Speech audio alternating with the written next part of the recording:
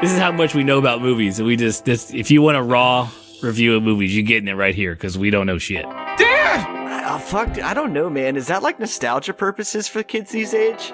Well, I don't give a shit. I don't care. We get that, Pop. Fine, I'll Google it. Through the magic you don't of podcasting. have to Google it. I'm just saying, just take it out. No. Not bring it out, or just be better prepared. Shut your fucking mouth. I am your father. Man, sometimes I wish like things would stay at a simpler time mentality. Welcome to the Two Dads Review Podcast. What is this? Part 5 of our time travel movie review series that we're doing right now? I think it's the 5th movie we've done. I honestly don't know. I think every week for the past 3 weeks I've started it like, what number are we on? But I think this is number 5. What do we have? We had Time Cop, Time Machine, Predestination, Looper, and now Edge of Tomorrow. That would be the 5. Yep. Not a bad set so far.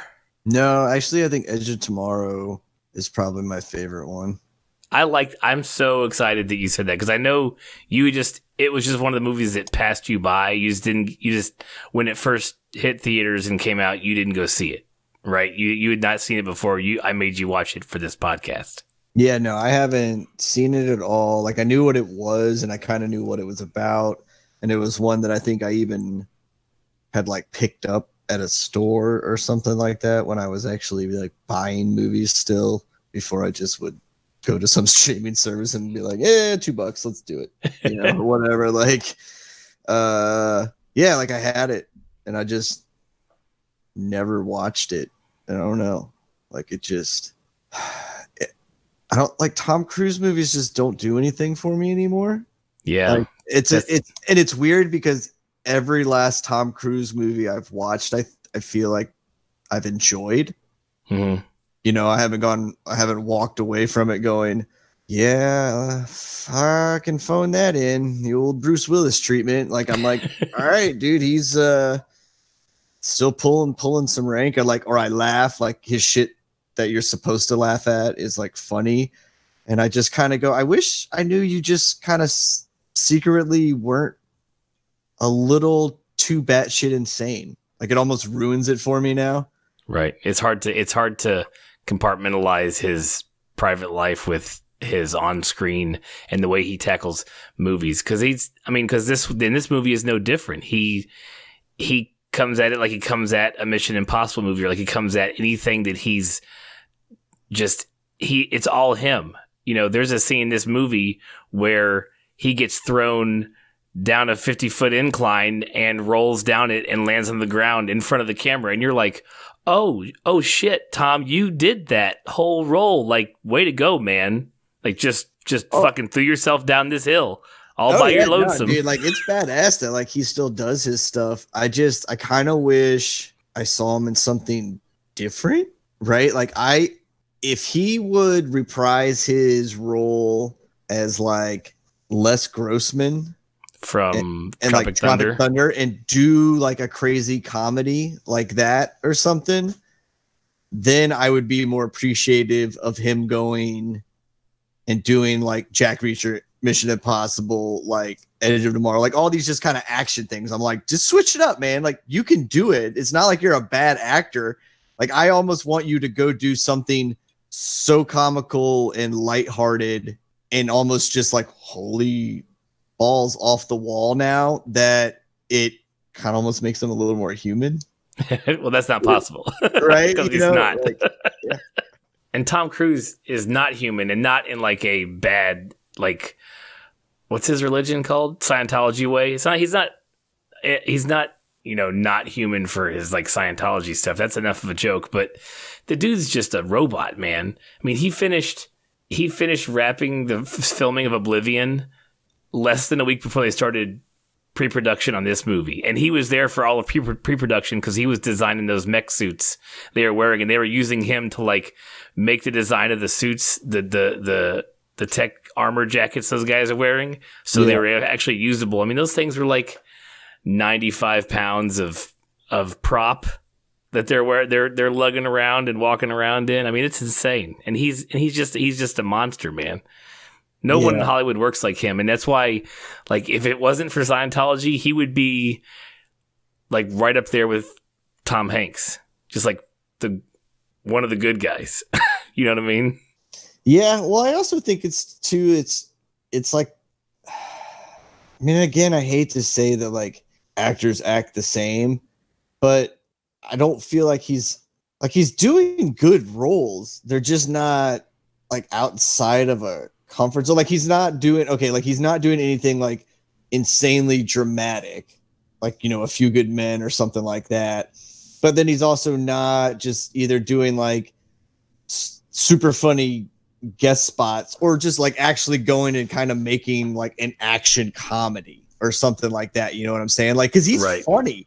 Like for a dude that is like 5'3" and kicks ass and is like 9,000 years old and his teeth are centered in his fucking head. Like he is still like amazing. Like he acts great and he's funny. And the dude, like, he's one of the only guys that can somehow like roll off a joke with a Washington DC commute rush vibe to it. And it be funny in the middle of kind of like bullets flying around as he's still like acting superly like focused and it's all like rushed as he's getting the joke off. Like, you know, like Bruce Willis and even Stallone and Schwarzenegger, like they all had their jokes, but a lot of them were kind of one-liners when they got the upper hand, or like when things kind of calmed down and there was always a conversation piece kind of happening, you know, but like, he seems to rattle them off like as he's doing the stunt, you know, like down the sliding hill and shit. And it's cool. But again, I think all the last movies I've kind of seen are just the same type of dude. Like, I don't know if it's just like he's older and he's like, I'm going to keep doing action movies just so I'm always in shape. And it's how I'm going to prolong my life and career. And basically he's now like so into it all that each one is just like a new hobby for him. Like he's really retired, but he's fortunate enough that acting can be his shit, but he's also so famous enough that he can just put his hands in everything. And it's just his hobby for the next 2 years until he's like, all right, I'm good. Yeah. You know?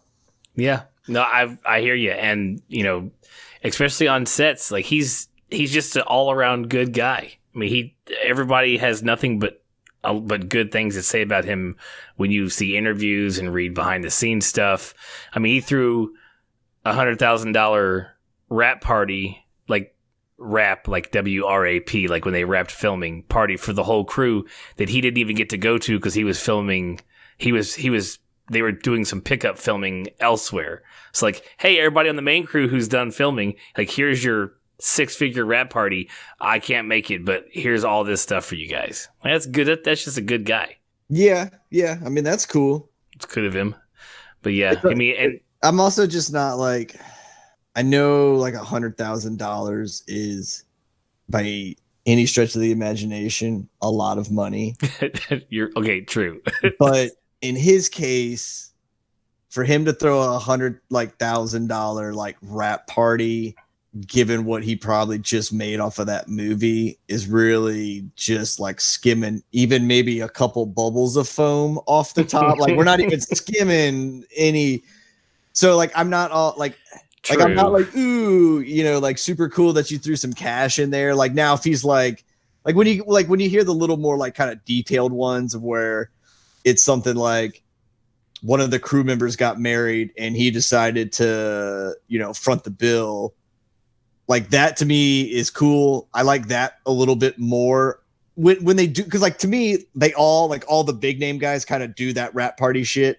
Like, that's just, it's almost just a tried and true, like, hey, I've been in the game so long, like I've made it, like, here you guys go, all of our shit. Like, I'm pretty sure like Will Smith, you know, Hanks, fucking The Rock, like they all do it. Like, I feel like they all just kind of go, I got it.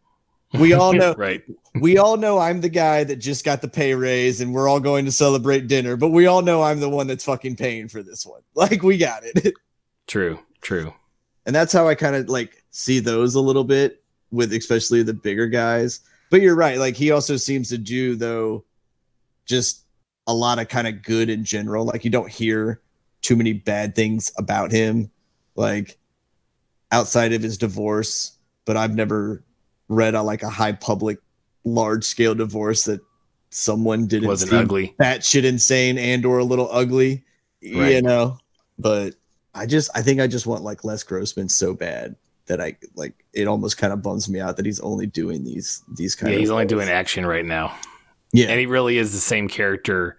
He has Action Tom, and he has like Funny Tom, which is kind of like Action Tom, but just a little more off the wire, which is like what you get for like Les Grossman, like just when he's trying to do comedy. And then we haven't seen... I don't think we've seen Romantic Tom. Yeah, we haven't really seen that in a long time, really. Since like what was Vanilla Sky a romance? I actually never saw Vanilla Sky. Did you see Vanilla Sky? I think I tried to watch Vanilla Sky, and it was. I think I started it also once and didn't get very far in it. Yeah, and yeah, I mean, I know I couldn't tell you shit about it other than like maybe the cover of him like sliding in the air or something like that. Yeah, there's something futuristic about it, but I don't know anything else in that. Yeah, we haven't seen like, you know, A Few Good Men is one to always reference because it's just such a powerful movie when it occurs, you know, and such an epic and iconic movie where everything from that movie is, you know, yeah, that's just quoted like in pop culture. It's just one of those. If you're a film person in general, like if you're just like, hey, I want to kind of just watch good movies, like that's just a good movie you should check out at least once in your life. Now, whether you actually end up liking it or not, based on story or whatever, but it's still a movie where you'll go, at the end of the day, that is a film most people should watch if they're into films. Like, you know, like Jerry Maguire is another one too. Like, it is the ultimate like rom-com. Like, right. It is if you're gonna do a like almost funny kind of real worldish, you know, where everybody seems to already be kind of taken care of a little bit, you know, like, and right. Because all rom-coms are like, even the struggling artist lives in a New York apartment that's 4,000 fucking square feet, you know.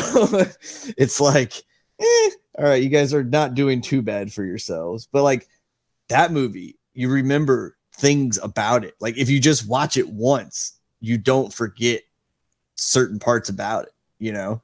Like he's just a dude that does good acting. Like he just doesn't always knock it out of the park, but he also would go 2 for 4 that day, so he's still batting 500. Like you're not mad. Like, you know, you look at those stats on the long run, and you go, that's great. Well, yeah, I mean, this one was considered a failure because it only made $100 million in the domestic sales in the box office, and it made $370.5 million in like worldwide, you know, including ours, and it was what $178 million, so it made back its budget, doubled, and it sold well overseas because it's based on a manga.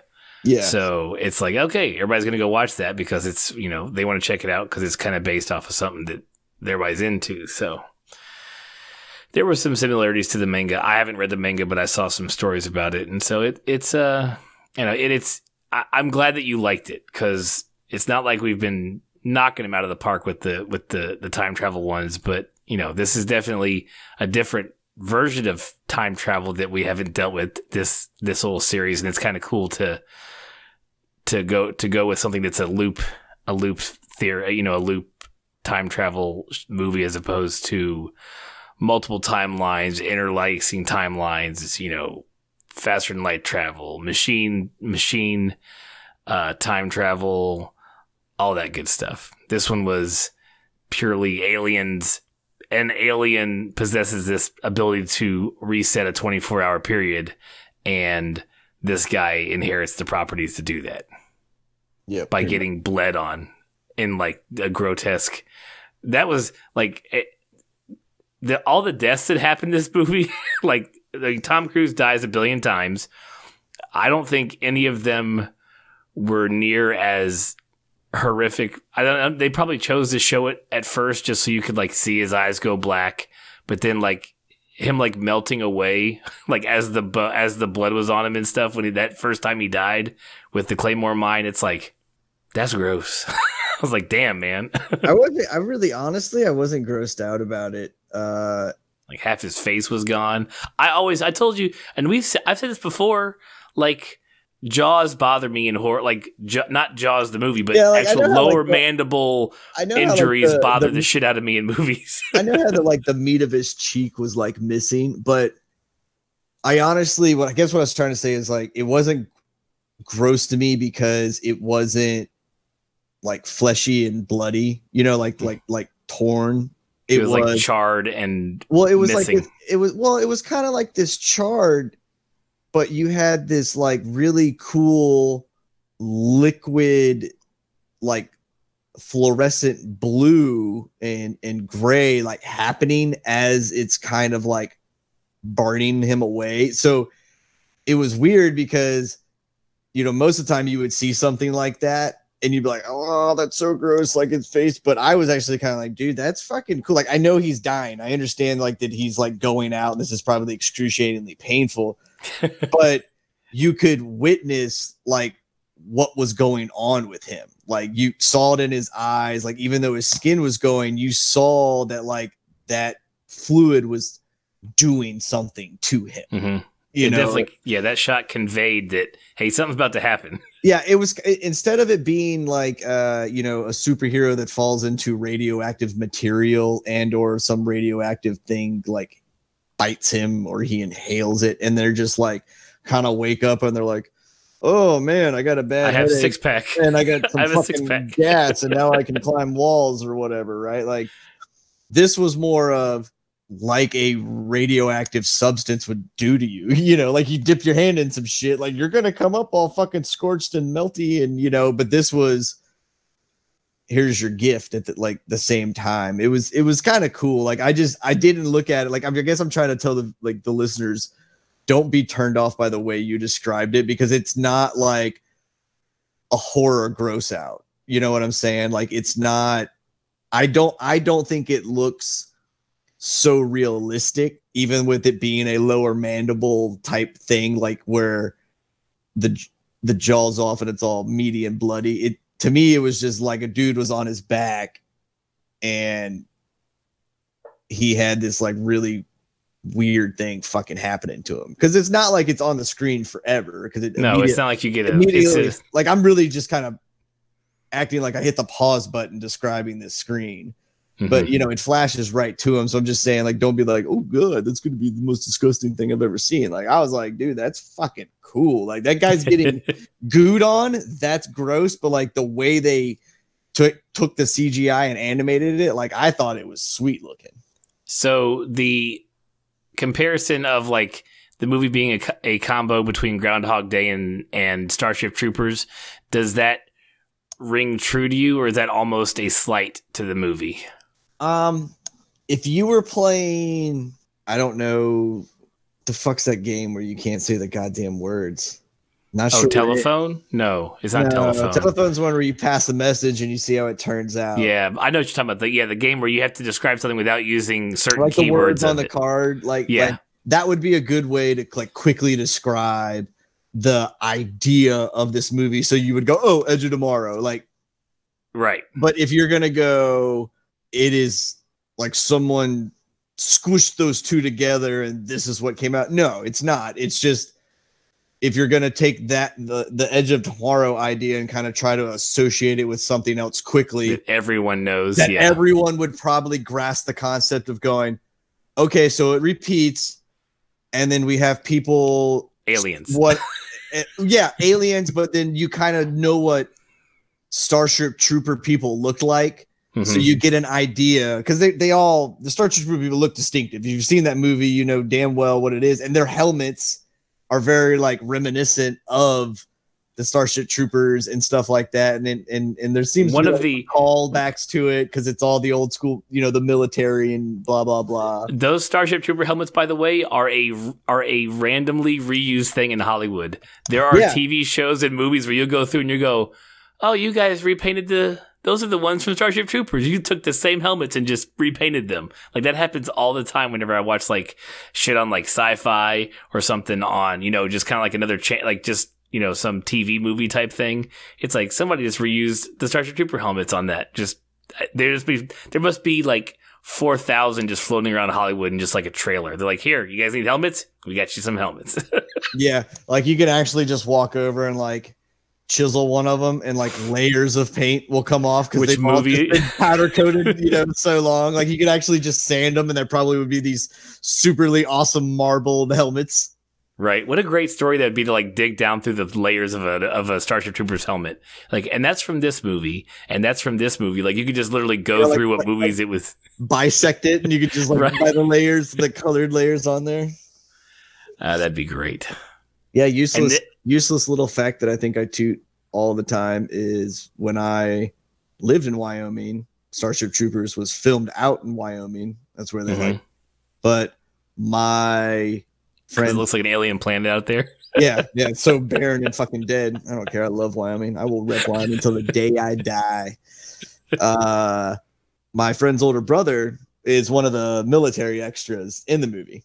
Nice. Like, he got to go out there for like 4 days and, be on set and, get shot and run around and, fucking, he remembers, like, he would come back and like told us all about the props and shit. And I just remember being like so pumped watching the movie. And then, of course, like, we paused it, and he's like, the only scene I think he's in is like one of the very beginning scenes when they're kind of telling the story, and you see like all of the soldiers rushing, and there's like the first onslaught, and they're all just getting massacred. He's like guy 9008 in the back, and like you kind of glimpse, if you pause it just right, you can catch his blurry face like going across, and you're like, oh, there you are. That's awesome. What a great movie. Oh yeah. Just, what was that, like, was it in the 90s or was it 2000s? It had to be 2000 something, like early 2000s, right? No, I want to say it was before that, maybe. I don't know. Just quintessential. Whenever it was made, 1997. Yeah, because the CG wasn't horrible. There was a lot of good props in that one, though, like super good props in it. So there was only enough CG to not make it horribly like. It's just a nasty 97 CG mess where it's just, let's splatter all the CG all over the screen. This brand new technology that we have. Yeah, they gave you enough like real bug looking stuff close up that you were like, all right, sweet.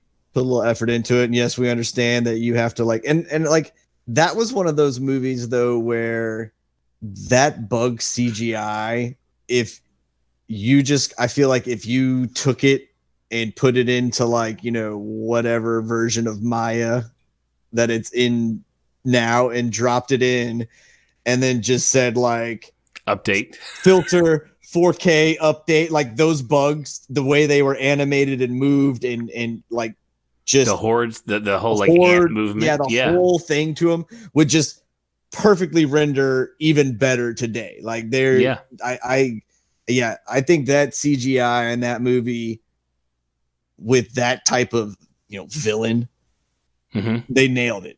Like if you watch it now, it still actually because of all the prop use, the CG actually holds up well, and it's 22 years old. I mean, come on, that's great. Yeah, you can't ask for anything better than that, is to watch something that old and it still hold up, especially when it comes to CG, because there's a lot of things you can look at in the late 90s that it's like, oh boy. It's like, oh, you went with that on screen? That made how many million in the theaters? Jesus. Yeah. So, anyways, so Edge of Tomorrow is directed by Doug Liman, who is no slouch when it comes to action movies. I mean, he did the original Bourne Identity, so that's awesome. Mr. and Mrs. Smith, another action, had some comedy elements in it too. I have not seen American Made. That's another one he did with Cruise here recently. Have you seen American Made? It's where he's the guy who's flying missions for the CIA and like undercover coke runner or some shit. I forget, but it's no. I can only go off what I saw in the trailers. Yeah, I think I know what you're talking about, but no, it's probably another movie I won't watch. I've got it, and I'm like, I'll get to it one day. Yeah. Yeah, on But the odd chance when I'm a grandparent and it's on like whatever version of HBO is streaming that I happen to own at that point in time, if I'm fortunate enough and I catch it. yeah, and another pretty decent cast list. Like a lot of folks I recognized. I was like, oh hey, you're that one guy. You know, even down to one of the guys that was on Legends of Tomorrow on the CW DC show. He's not on it right now, but he's in this movie. And then you've got, of course, Tom Cruise we talked about. Emily Blunt we haven't mentioned yet, but she's in it, and she's fantastic. And she's been in now 3 movies that we reviewed on this show. She was in Loopers last week, and she was in Quiet Place, you know, last year. So that's cool. Bill Paxton's in this. Rest in peace. That's sad. Every time I see him on the screen, I'm like, damn it, you went too young. That sucks. He's great in it. How old was he when he died? Mm-hmm. Something bad, like 50s or 60s, like early 60s. Remember when like 60 used to seem like so far away, and now you're like, yeah, 60 would be solid. Like if I can move pretty decently, I'll be all right. Like I should be okay. 60 is my time to shine. 62 or 60. Let me see, February 61 because he died in February. He wasn't quite 62. That sucks because he was on Shield maybe for a couple seasons or part of a season, and then he was doing Training Day. He was doing the reboot of Training Day, he was doing the TV series Training Day. Yeah, and I didn't watch it, and then it's like, and then he died. I was like, shit. It's like that sucks. Yeah, that's like when old Sway's dog was doing that like police show he had right before he passed away, and then I remember watching it, and I was like, man, that's not a bad show. And then it was like the next thing I read because the show had already been out for a little bit, and then like it was like the next day it was like Patrick Swayze's passed away, and I was like, holy shit, what the fuck. Yeah, that was a rough time. That's too bad because that guy. I mean, we should review Roadhouse on this show just to do it, just because it's a great movie. Fucking Roadhouse. It's so good. It's so good and so like only for its era, like only for what it is when it was made, and even then it was still a little bit not believable. You know what I'm saying? Mm-hmm. Oh, but it's such a great watch, and there's so many like fuck yeah parts, like when you're like hollering at the TV screen when he does something fucking cool, you know, and the blind guy playing guitar where they're throwing bottles. He's in the blind guy playing guitar and behind like the chain link fence because the crowd gets too rowdy and starts chucking bottles at the stage. I mean, that shit's awesome, and it's got Sam Elliott, which I'm sold on anything you put Sam Elliott in. Sam Elliott with awesome, sexy long hair too. So yeah, I can't help it. That man's like what, fucking 80 and can still grow his hair down to his shoulders. Yeah, he can. Talk about phoning it in though. He's on that show on Netflix, and I cannot watch it. I tried. It's got Ashton Kutcher in it. I know what show you're talking about. I think I tried, but like I just don't give a fuck about that kind of show. It's not. Yeah, I can't do a canned comedy. Like I just can't. I have a higher level of comedy that I expect to be fed, like Letterkenny. Yeah, but I mean, even then, like I don't mind those kind of like, you know, the shows like Mom and How I Met Your Mother and all those that are like, you know, very scripted and that's just like what it is. Like this one though, I tried to watch it and it felt weird forced. Because I feel like it's one of those shows where it's so split down the middle. Like there's no gray area for you. You either go, yep, I like all these people acting on the screen, so I like this show. Or you go, most of you guys can act when you want, but you're like acting and then you're telling me what I need to be doing also. Like I should be laughing or I'm feeling sad because you're playing overly dramatic music right now. And it's just like, you guys don't need to do that. Like you guys can just keep talking and go about it. But I also can see like if you're just want a family kind of TV show, and I don't mean like family as in it's like everybody for your family to watch, where you're just like, yeah, I like this family that's on TV. Like you may be a Connor's family, or, you know, the Superstore people are your gang or whatever. Like I could see how you could go, I like all these characters. Like this is my group of people, you know, Right. and like the show. And especially the fact that you can chain watch it. You know, you can knock it out in like fucking a weekend if you wanted and be like, yep. Oh man, that'd be a long wasted weekend you could never get back. But if you like the show, it's like the perfect fucking weekend. True. I just feel like when I was watching it, the one thing I felt, I was like, what does Ashton Kutcher have on you, Sam Elliott? Like, what did this kid do that made you be on there? Because I feel like he's just kind of there. He's almost like Bruce Willising it. You know what I mean? Like, he's not, like, Sam Elliott's not made for comedy that's not, he's not made for comedy. I don't want to see him in comedy. I want to see him in Tombstone. I want to see him in friggin' Roadhouse. Like, that's what I want to see you in, because you're good at that kind of, like, you can have things that are funny that you say as those characters, but you can't do a sitcom. Like, you just can't. I'm sorry. Yeah, but I mean, again though, like Sam Elliott's been Old around and doing what he wants to. long enough that he can do whatever the fuck he wants. You know, like the Yeah, fact he didn't that, like, call me the and fact ask that what like it bothers you so much just proves how well he acted before. Like he earned the fact that he can now annoy people by him just doing what he wants. Right. Like he's like, do it. Like I remember like Nicolas Cage getting an interview and they were like asking him why he does so many fucking movies and shit. And that, you know, like, was it because your taxes and blah, blah, blah. And like, I remember him saying something like, you know, at first, yeah, it was, it's like, you got, yeah, of course I got to act more because I got to get back. He goes, but I also just like acting, you know, like I think a lot of people forget that most actors are people who wanted to be actors. They wanted to be in the TV film industry in general. It's not like every motherfucker was just sitting in Giant one day eating a chicken wing and somebody was like, that looks exactly like the fucking guy that I need on this TV show. Let me go ask him a couple things, right? Like they've all gone to school or trained or were in theater. Like it's just, you hear of the one guy who's like super famous and then you don't ever do any research to pay attention to how much other shit he's been in, or you just forget because you didn't know who he was. And then you go back and watch a whole bunch of shit and you go, oh my God, like Kevin Hart's really been in the movie business for like 23 fucking years already. Like I didn't even realize that. Like, holy shit, you know, and or that Sam Jackson's like almost 70.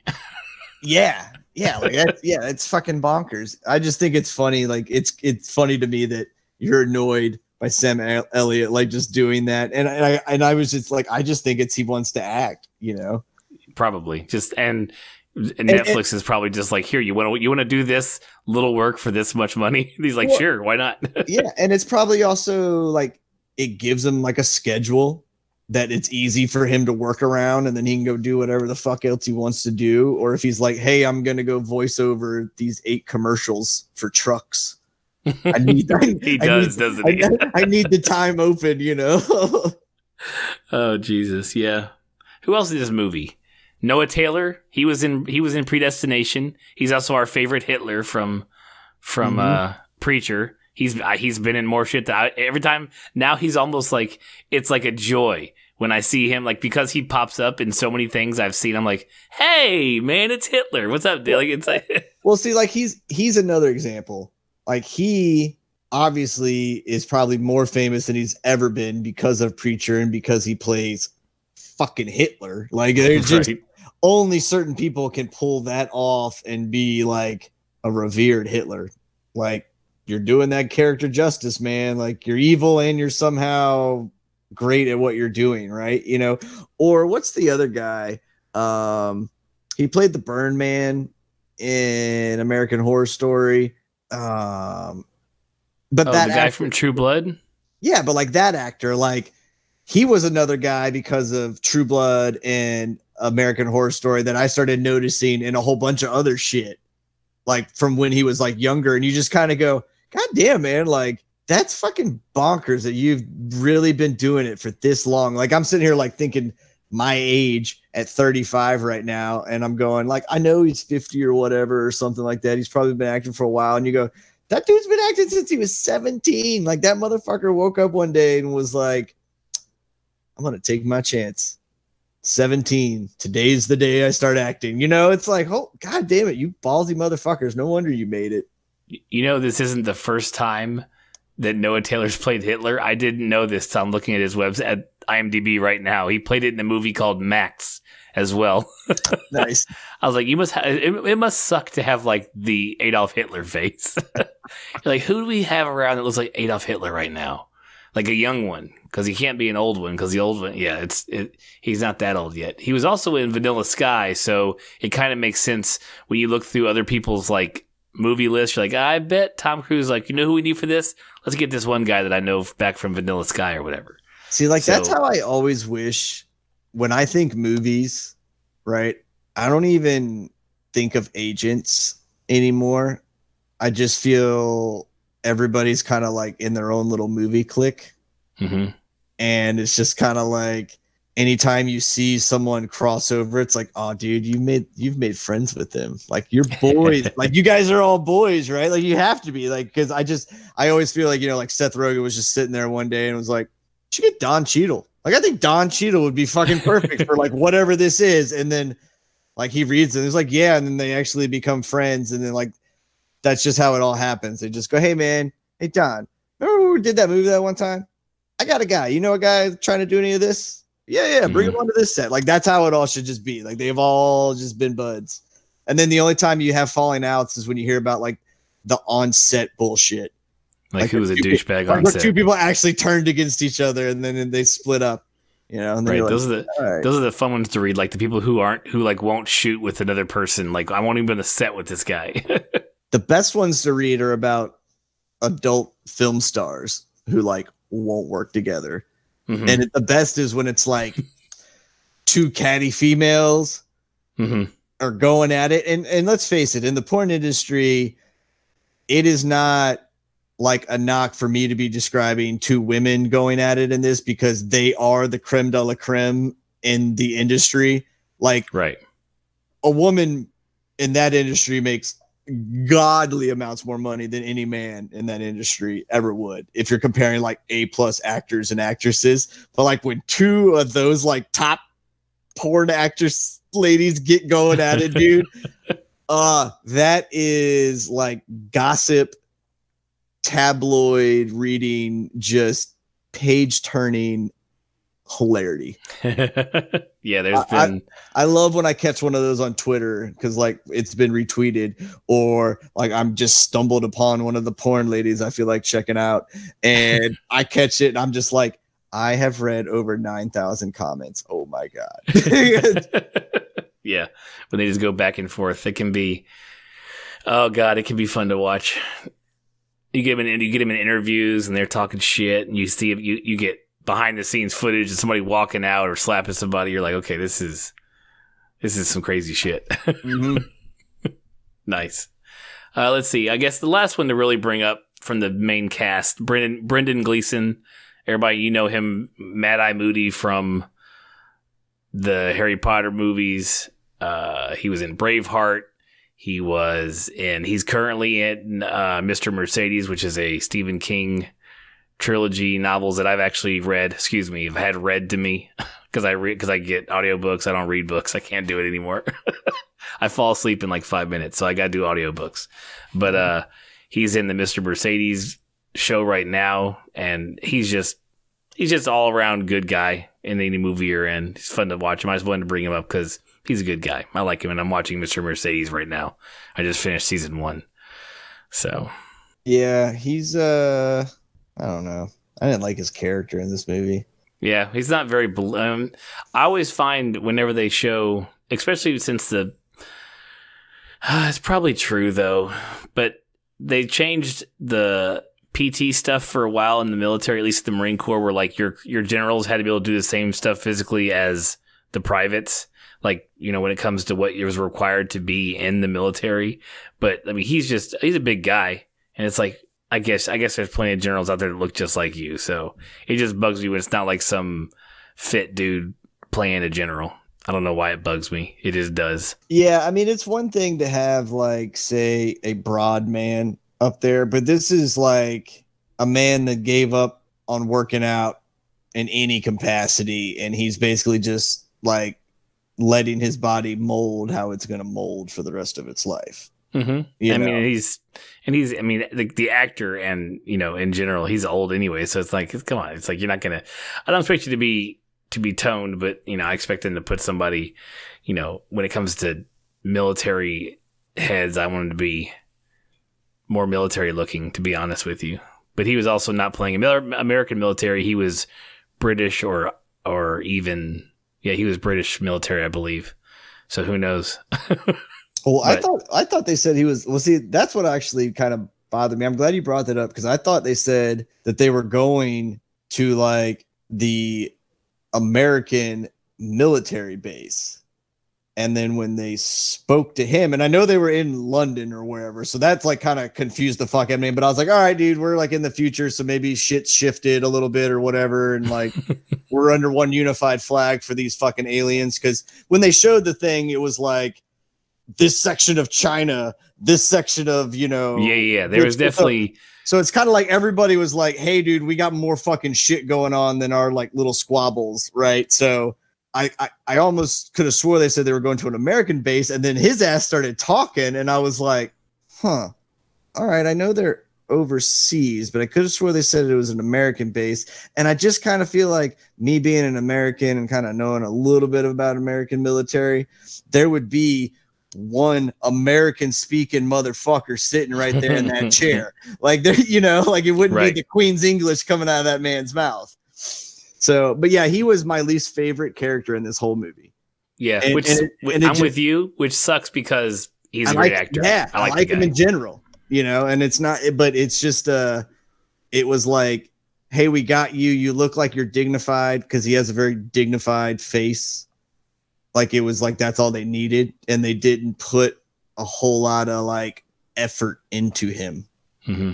They didn't build him very much. I mean, he was only in two or three scenes, maybe just two scenes, the opening scene and then the end, the middle scene towards the climax of the movie. Yeah, he's not in it a ton, but I'm just saying it's just kind of for all the people that are in this film and for all the people, whether you know them by name or not, you're going to recognize their face. He was the one that I just was like, you really didn't need to be here. You just didn't need to be in this movie. Like they honestly didn't really need to have that conversation with you if you didn't have a fucking safe. Right. Yeah. And really the only thing he did, he was the guy that got the domino rolling. Yeah. He pushed the domino and then he did for his situation. Like that was it. Like that. And to me, I'm going, you could have just had anybody that looks like they were in the military do what he did. Like why bring him in? And then just make him like, cause it wasn't even like, and I know he was supposed to be in like field drab. Like he had, he still walks the fucking rough and tough routes and shit like that. And he wasn't in like, dress clothing, right? Cause it's wartime. But let's face it. Like you should have at least had him fucking like decked out when they walked in there, especially sitting in that fancy fucking like, giant multi-screen shit. Right? Yeah, like at least don't put a man in a castle and then dress him in sweatpants, right? Like. Well, I mean, I guess once you get to a certain level, if your rank's high enough and you want to be in sweatpants, you're going to be in sweatpants. I know, but I also feel like if you're a man that gets to that high of level, you have a very type A personality. So he would probably also be the kind of guy that's like fucking collar would cut his neck at any given turn. Mm-hmm. So, like I don't know why I'm nagging on it so much, but yeah, it's just, he was my least favorite out of all the really good actors that were in this movie. Yeah. And there wasn't anybody. And I think because of the cast and the way everybody worked and how people portrayed their characters, there wasn't really like a shortcoming. I would call his character probably the only shortcoming. We saw so little of him. If he had probably been given the time to like,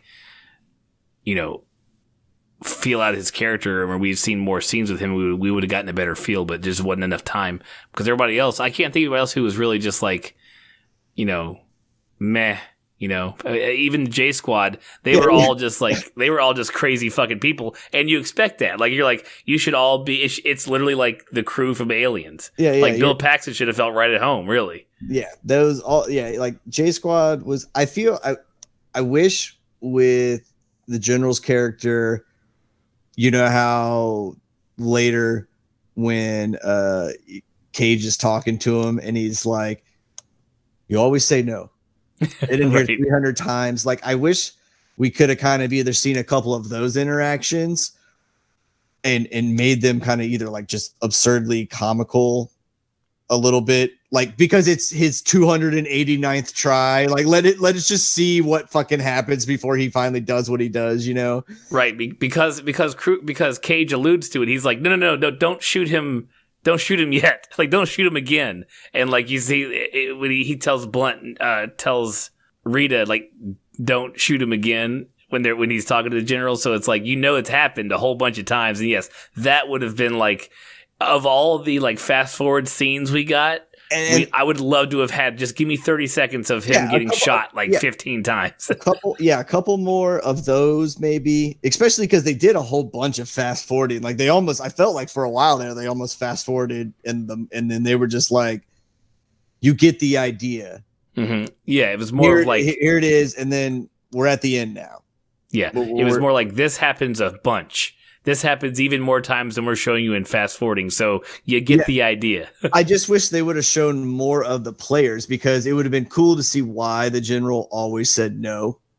Right. Mm-hmm. And then maybe, or like what had happened, because obviously Tom Cruise has dropped numerous, just, there is no way I could fucking know this jackass moments to him that you just can't. I know you're fighting an alien, but after a certain number of times, like, you just can't be skeptical. I know it's his first time every time, but when he drops like 9,000, because you know one of those times he was in there for like 8 hours, and he basically just told him every fucking detail. Like, at a certain point, like, you have to just believe somebody. Yeah, you know? And I guess even more to that point, when he finally does convince the General to give him the device, the statement he makes is very like harsh and profound.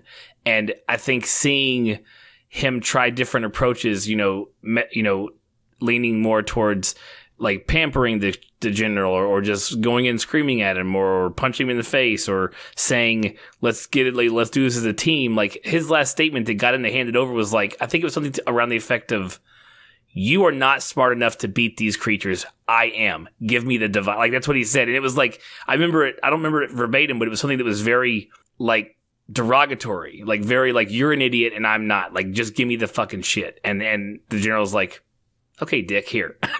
You know what I'm saying? It was the whole, like, it was weird, because normally what you get is like the terrified child telling the parent something that happened, and the parent going like, go back to sleep.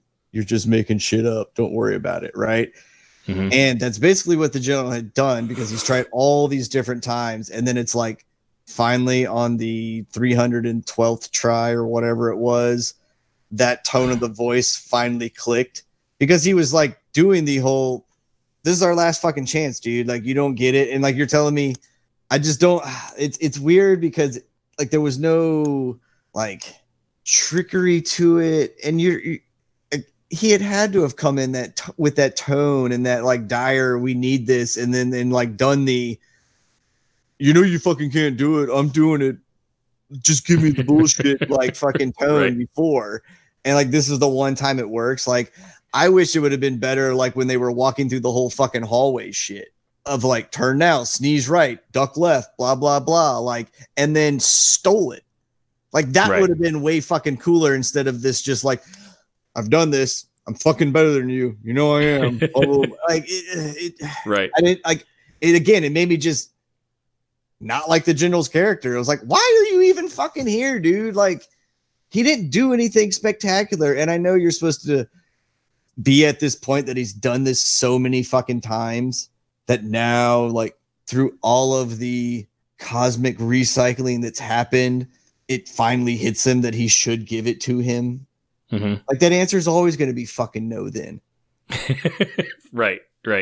Which it really was, because they end up being chased by security anyways. So he just gives it over and then calls security anyways. Yeah. So it's one of those, maybe it was just kind of like a no all the time, and giving it over was just a different version of it. But yeah, it was. I would like to have seen. You gave us so many. You get the idea snapshots that you may as well have given us 30 seconds of him all the things he did with the general.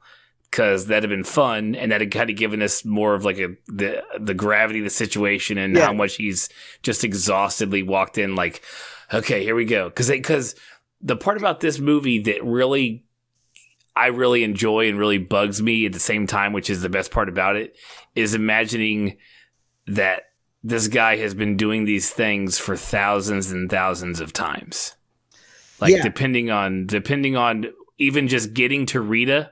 Like he has, so there's like 3 separate sections of major like recycling that section of the day. So the first one is just him surviving the beach. So when Cage hits the ground, you get this like, and you kind of get the idea all the way. And all he's trying to do that first little bit is to get to Rita and say, and be like, you can get me off this beach. It's literally him focusing on survival only, and doing that over and over again, and finally getting to her just for her to get shot right in front of him. You know what I mean? Yep. Even after like, blasting stuff. And then finally when he gets to her, gets her protected, and then, hey, this thing's going to explode. And she realized, I love when she, like when the look of like, oh shit, you're me at Verdun. Like when she gets that look in her face, and she's like, when you come find me when you wake up, and like you see him go, oh damn. So instead of us fast forwarding to the beach, now when the day resets, he gets up and immediately escapes from J Squad during PT through a few hilarious blunders, which are great. Like when he rolls under the truck from doing push-ups and misses and gets run over by it, and Bill Paxton. Well, the best part is they took one of the great moments of Groundhog Day, the suicide attempts, just the utter frustration. And in Groundhog Day, it is it's like, I'm just done. I'm gonna fucking try. Let's just see if the day repeats. Like he knows the day repeats, but they do it in such a wonderful way, because this is exactly how it would go for fucking almost everybody trying to do what he's doing. And most people would give up. They wouldn't even make it to where he's at already, like at this point in time. But like, yes, the fact that he's like, okay, I'm gonna go try to roll into this truck to hide from people, and gets like fucking ran over the very first time. And then the best part is the next time you see it, you watch him, and by the way he's acting, it's not the first time he's done it. It's not the second attempt. Yeah. It's the like 98th attempt, and he's finally fucking got it timed. And you're just happy to catch the part of him having it timed, so we can pick up the rest of the story that's going on. But in doing like the way they did it with those clips, that was great. And I wish they would have took the way they did those like little kind of comedic deaths, and then also slid in the interactions with like the general before he gets to him, so you kind of know the person that he's coming to next, especially when the story has drawn out for years at this point, basically. God, yeah, he's been doing it for years. If you're doing it a day at a time, I mean, it's insane just the amount of times he had to go through it. Because, and I do like it gets more like the ones like with the rolling, and you realize that it's not the first time he's tried to escape that way. It's very on the nose. And then as the movie progresses, and the director and the writer, I guess, it gets more and more subtle, because we all understand, like we all know. So like when they finally, like the next goal after he finishes all the training with Rita, which takes hundreds and hundreds and hundreds of days of him learning how to fight like she does. Yeah, you could have gave me 5 less Emily Blunt headshots on Tom Cruise, which I feel like secretly she just probably like laughed every time that happened, and probably said something like, I wonder how many people in Hollywood wish they had this role that I'm doing right now. Just getting to fucking dome piece like Tom Cruise every 10 seconds, like, you know, like in the head. Give me a few less of those. And like we were saying, incorporated the other characters a little bit, seeing their day, like what was leading up to them always saying no, or always getting to this piece that he's finally having to go, okay, we know I've explained this to you. Like I've now having to, like, you know, like, or show me an interaction of how he got that, because, you know, there was a day where he just didn't go directly into something. Like he followed them to the bathroom to listen to a conversation. How he knew all the information for all of J Squad. Information to tell these people certain things about them. Yeah, for like the J Squad members, or even when he's talking to someone fucking down the road, like later, you know, because, you know, every day there was a certain point where he no, almost no matter what he did, he would have had to have ran into somebody, you know. And that little element, he would have had to have known something about them, or a way to shift around them just enough, you know, to not be seen. But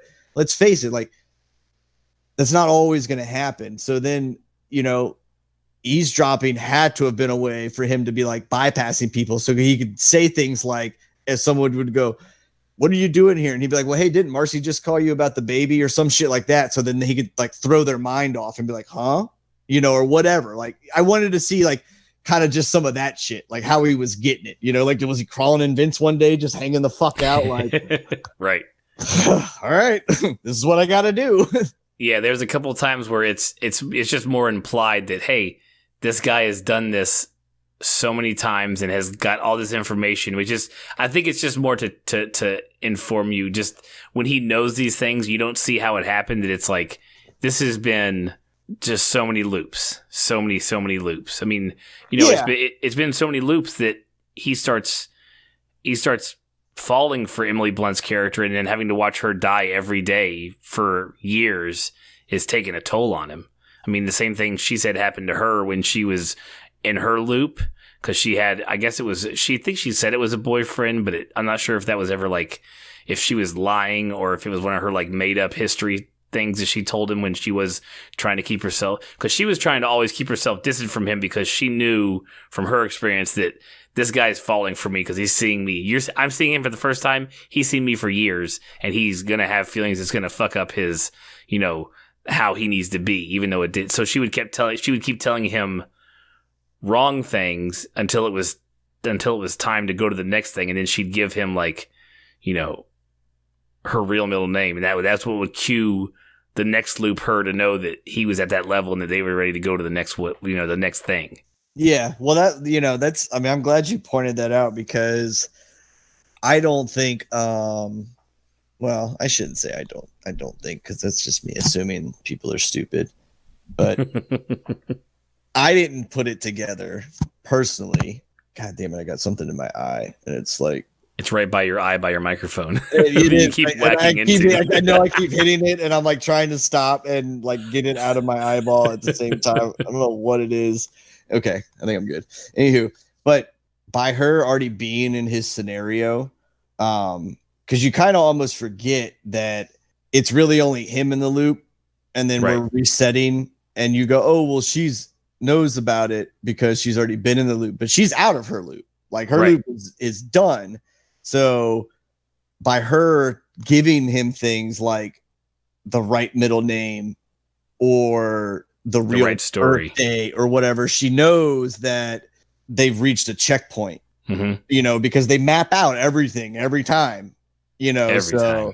And it's a smart way for her, like you said, to keep her distance, but also for her to know by getting a clue like that, because it's something obviously that she would go in her head that she had like a secret code with old family members or something like that, that like, when we do this, I know it means get out of the fucking house, right? You know, or whatever. Like so obviously she's instilled some code within her, just enough that when he says things like that, even though it's her first time meeting, she can pick up how much she's divulged in him, and it also gives her a clue of his skill level, how far he's come. Yep. His skill level, what he's learned, how far he's come, and also how many times he's relived shit to know what he knows about her. You know, because she could also be like, look, I would never give him my middle name until we are like 10 years into this shit, because I know that's how long it's going to fucking take for him to get where I need him to get, because we don't really know how long her loop lasted before, because she doesn't give a hard number. If we're taking her by her word and it's not something she's fabricated, she said she watched her best friend or boyfriend die 300 times in Verdun that day. Like it took her at least 300 times watching that person die. So we know it's at least that long. At least 300, yeah. Yeah, so at least a year, but it could honestly be she could have looped certain segments of it before the death for who knows how long to learn that process of it. Yeah, because her problem is we know that for her to get to where she was just to watch him die is also took 300 times, right? Right. And then she gets the transfusion, and that's what stops her loop. Right, and it also means that person that she loved or cared about is dead forever. Yeah, and so now since her loop stopped, he's just permadead. Mm-hmm. You know, yeah, and that was, you know, man, that's like crazy, because was it one of these things where she's like, I watched them die 300 times, but again, like you said, we don't know how many times it took her just to make it to that step before step 1 of 300, right? Like, because she watched him die 300 times, so really she was like at what 300-300. Let's just say that was like, you know what I'm saying? Like, we don't know how many numerous steps she took before to get there, because like it could have been like we saw, you know, with Cage's character, like just landing on the beach. He watched his buddy celebrating, the guy in like the rhino suit get crushed by the goddamn boat, or the plane aircraft coming down like fucking 10 times in like a matter of minutes.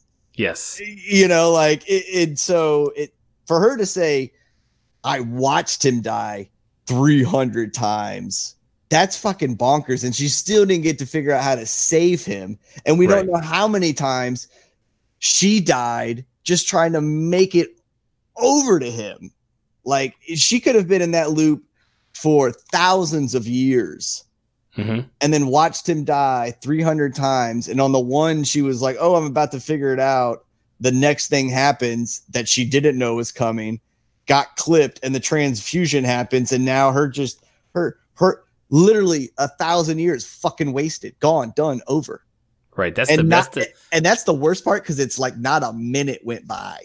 Right. And that's the best thing about this movie is a lot of our time travel movies up to this point that we've watched, there's been certain aspects of them that have been, for lack of a better term, like mind fucks. Like when you're trying to just think about what has happened through the movie, what's happened through the time and through the timelines that have been created for this movie to come, or, you know, what this movie is trying to show us. This one, it's dealing with literal how many days have passed. And like you said, how many thousands of years total in days have they gone through? Who knows? And that's the part that's like, when you wake up, have you had a good night's sleep? Because I would feel exhausted as shit.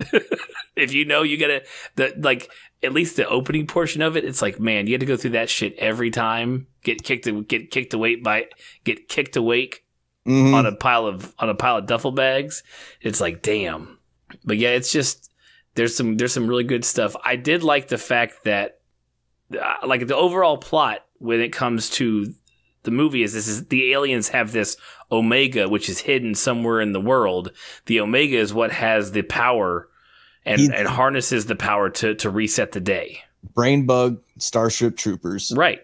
And it's one of the brain bugs that controls everything. So everything is controlled by this one creature. So if that big thing dies, nothing outside of it, any of its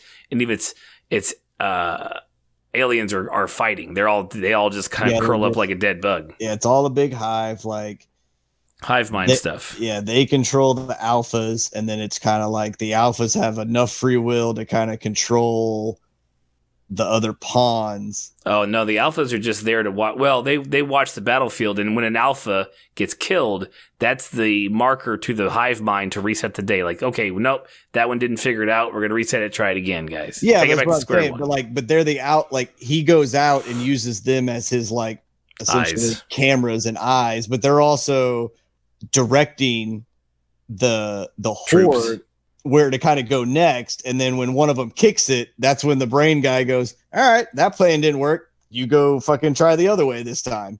Like he knows that way doesn't work. Yeah. And you know, if your power, your single military power, which is the ability to reset the day that you're on, a 24-hour period, if it could be transferred by one of your creatures bleeding into another dying creature on the planet you're on, you think you wouldn't stick. I mean, I understand like having to have them in the battlefield, but for them to die to reset the day, I wonder how many other people have had. Because what the problem with it is once that human takes that power in, being Cage's character in this movie and Rita before Rita before, the Omega loses the power to do that. Like it can't also reset the day because we never see that same alpha again. The one he kills the very first time on the beach, the one he kills to obtain the power, that alpha is gone from the time from that time. Well, there isn't multiple timelines. From the timeline, from time and existence, that alpha is gone. He never sees that alpha again on the battlefield. It's gone. So the Omega loses the power. It's not resetting the day. Cage's character now has the power to reset it only. Only that person can do it until he dies. Then the Omega gets it back. Well, the alphas, like they're rare. You don't see them a lot. Yeah, like 1 in 6 point something billion. Yeah, million. Yeah. But the thing is the aliens aren't attacking. They've set a trap. Their trap is for that beach to be stormed. Right. Because remember, they say their whole thing is like they're just kind of floating out in space and they go land if they hit something or whatever. Because he's like, we don't know if they came in on a meteor or what. But then when one of the alphas gets kicked, that's when the brain thing we know hits the 24-hour recycle. But their sole purpose is just to consume. So they just sit there and lay the trap, and then they go and apparently this brain thing has almost like an infinite supply of these little pawn berserker things that fucking the standard mimics. The standard mimics. That's what they're called. The mimics. So he doesn't really, or at least there's so many of them that they'll never be depleted by the human race that they're fighting. Right. Correct. So. And they did say you're right. I'm wrong. They did say that the alphas normally swept the battlefield after the mimics were pretty sure everything was dead, and the fact that they thought Cruz was dead is why the alpha came near him. Yeah, because he had been hit, but he wasn't dead. But it thought it was and thought it was clear. So that makes sense. So when one of those alphas kicks it, he can just reset the day and then resupply with a little more standard mimics over there, because I mean we've had to build suits just to keep up with these fucking things, and apparently they're not really keeping up. And they're not really keeping up, and the only reason they think they're keeping up is because the one super famous fighter we have did it for thousands of days. Rewind power. It had the goddamn power for 1,000 years, and she had a super awesome helicopter sword blade and had everything. I was getting ready to bring that up. So her awesome melee weapon, which is, yes, a rear rotor off a chopper, which is fucking awesome in and of itself. They don't mention it in the movie, but in the manga, she has a melee weapon because she got so fucking pissed of running out of bullets. Like, she's like, I keep running out of ammo, so fuck ammo, I'm just going to do it with the friggin' sword. Nice. And I'm like, that's so badass. But you're like, I don't need bullets. Bullets just waste my time. So I'm just going to just lighten my suit up. And so what she's done with the best part is she's taken all the guns off her suit. So she's literally just a melee weapon. And so she has all the strength on that suit, but none of the extra like shit in the way. You know what I mean? Yeah, she's kind not of like how Cruise loses his helmet. And he's like, it gets in, like, I'm not wearing my helmet. It gets in my way. Well, that's where yeah, and like, I'm glad that you bring shit up like this because like I noticed it, but I never like remember to talk about it. I just go, oh, that makes sense if I've done that 1,000 times, right? Uh-huh. But when you notice that Cage's character goes like, I'm not wearing the helmet, and the guy's like, you're fucking crazy. You understand though that he's like, yes, he told the guy that it gets in the way, but when you're watching the movie, you kind of just take it for like he's just telling the guy like kind of macho-y, some kind of macho response that the guy would just kind of look at him like he's bonkers and would leave him the fuck alone. Right. But he's really also going, I've done this 90 fucking times, and I've ran 90 times, and this thing is bouncing in my eyes 90 times. I need to get it off my fucking head, right? Like I need to be able to see better. It weighs me down. And when you look at her now, you understand by finding out that she's been in her loop, that she realized that just dragging this 6-foot fucking chopping blade and lightening her suit to give her basically superhuman strength and speed now was essentially her concoction from dying. Right. Yeah, so many fucking times. And basically what she had realized was, I almost need to strip this down to just the bare essentials and handle it. And which, of course, through the military's eyes, it's like, we've made the greatest fucking thing in the world. Like everybody needs one of these, right? You know? Right. Well, and to be honest, at the end, once Cage has reached his pinnacle of training and they're on the beach, those two are the only two utilizing those suits to their fullest potential. She's fucking gunning flips and going nuts and flipping over things and using all the powers the suit can possibly give him. He's flying across the field, shooting left, jerking right, going crazy. Those two are the only two soldiers on the entire battlefield who are doing that. Yeah. Everyone else is trudging along, firing, just holding down a trigger. I kind of imagine it would probably be what it would like when you give a bunch of fucking farmers some guns and say, right. Go fight that way. The Red Empire's coming over the hill. We got to do what we can, right? Like every one of those dudes was shrugging that suit. Even you could tell that were like the trained guys in the suits still shrugged in those things like they had like galoshes on their feet. Like they were still, none of them had worked out their bodies enough, which is one thing that I wonder, right? Okay, so their knowledge passes, obviously. They obviously remember every day. But like, let's say you had been doing this for 9,000 times, right? And you got a super dope ass 18 pack. You somehow have like 4 fucking pecs now, and you're just muscle on muscle, right? Because you've been doing this for so long. When that day resets, does like your shit go back? Like, would you kind of get that little like loose beer gut from when you were just chilling out a little bit? Because what I'm saying is like to be able to move like that, like a lot of that's muscle memory. Right. But muscle memory does not coordinate to muscle memory is only electrical impulses to said muscles you currently have. So building muscle memory, he's not keeping any sort of like awesome workout routine and looking all fit at the end of his training cycle. Well, that's what I'm saying though. Like, so even though like those movements are muscle memory, but like at a certain point, like his body is just it's just gonna stop. Like he if he can't run 5 miles, he can't run fucking 5 miles. You know what I'm saying? Right. So that's why if it was, if Tom Cruise wasn't like super in, if it wasn't Tom Cruise super in shape all the time, and it was like some fatty doing it. But that's the point here is his character is just a PR guy. But he's still like not out of shape. But he's not a dude that, like, the way they portray him, who's never seen any type of battle whatsoever, and he came from a consulting firm and flipped it into a PR gig for the military.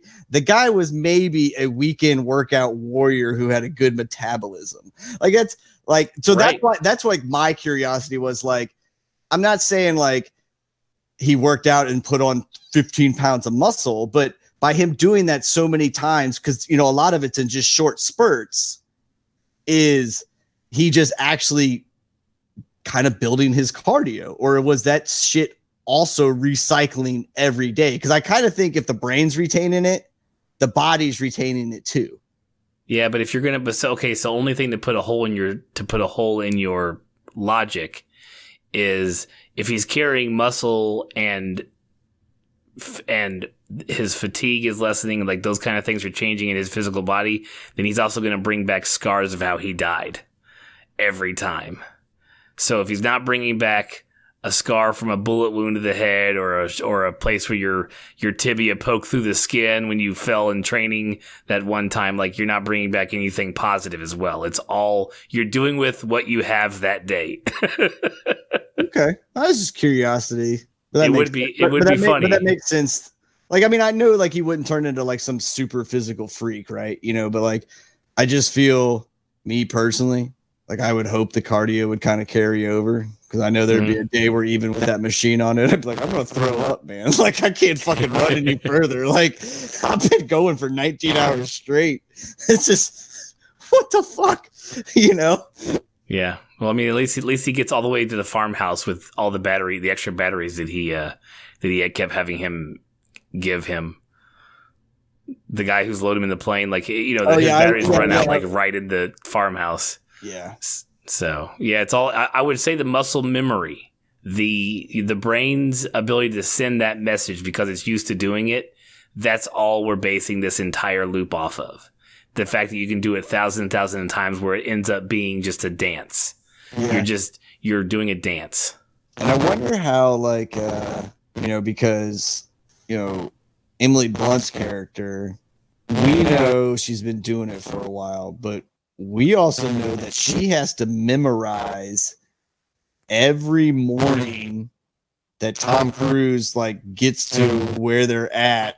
Every time she has to memorize more and more steps, to the point where it's like because the way they do it in the film is she's like, okay, so mimic to the right, duck left, turn, squat, blah, blah, blah. Like, they are reciting the actual movements that they're going to make. And I know he remembers it, so it's just a repetitive nature, but she is memorizing it all in like first a fucking 2-hour time span in one day, and then basically going out there and executing it to a T, which really makes me go like, okay, we know she'd done this kind of shit like a bunch of times before. She lost her perk. Like, it's her brain now, because it's a muscle. Like, has her brain just been trained because she's repeated things so much that memorizing steps like that now to her are just like no fucking problem.